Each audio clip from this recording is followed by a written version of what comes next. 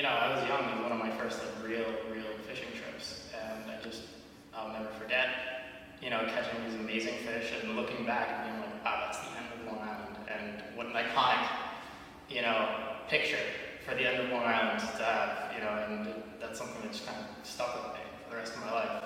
And, now looking back at that, I find myself here, involved in the preservation and the restoration of the lighthouse, and it's remarkable. I knew I wanted to pursue higher education as well, so I went back and I got my MBA.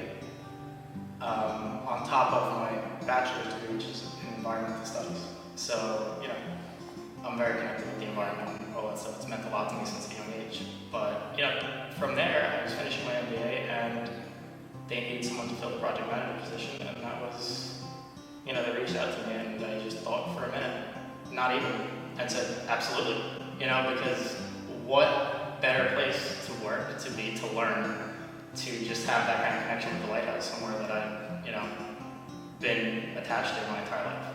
It's incredible to look back on the history like that, and to me, just thinking about how they built a structure like this back then with, the technology that they had in comparison to the technology that they have now is incredible.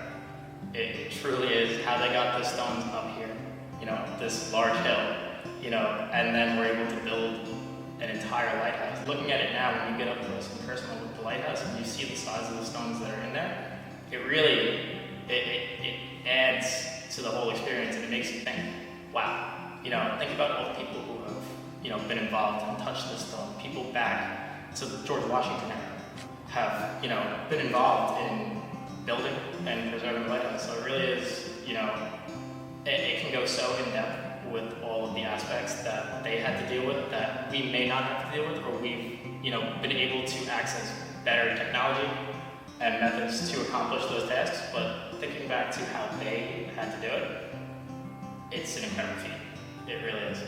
This point in particular, Montauk Point, it faces some of the most intense weather conditions that you could possibly imagine. When it's windy, it's windy. When it's rainy, it's very rainy. And but with that being said, some of the good days we have are the most beautiful you can imagine.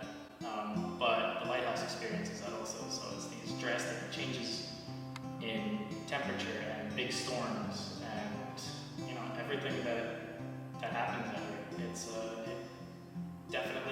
erosion. It takes a toll on the lighthouse. So preservation is incredibly important, and that's why we're here.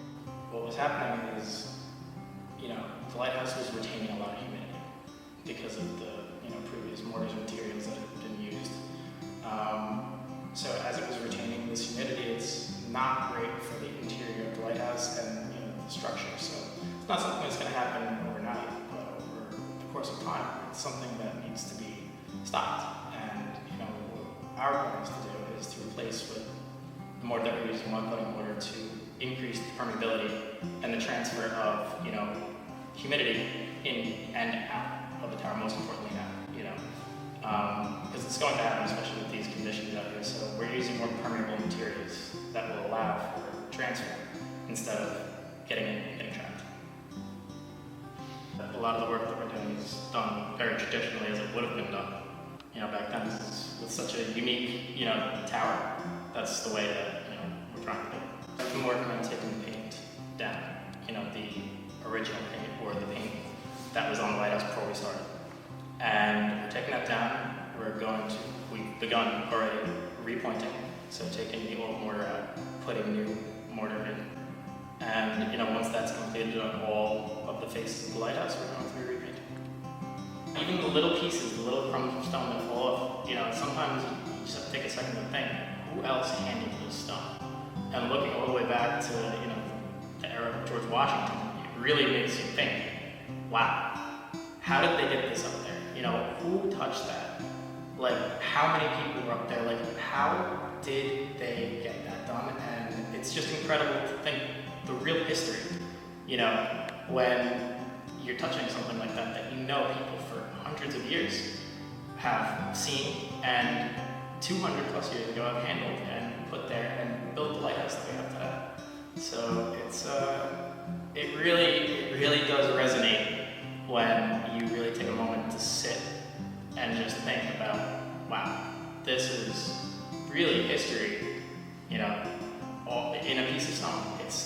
of history, not a piece of stone. It's incredible. And we're stopping for the work for the season because, like as we've been saying, the conditions out here are radical. You know, we've had in the past week a couple of days of nice weather, but I know that's not going to last. And with pointing, it can't really be done once the temperatures begin to drop into freezing, even if it's at night. And just, it's precautionary, you know, that we're not going further with that this year. And hopefully we get a nice early start. COVID delayed us a little bit this year, but hopefully next year we'll be able to start sometime in maybe the end of March or early April. You know, that's still being sorted out, to be exact. But, you know, hopefully we get another 2.5 months in next year and we'll be able to get a lot more progress done. So, yeah, that's the plan.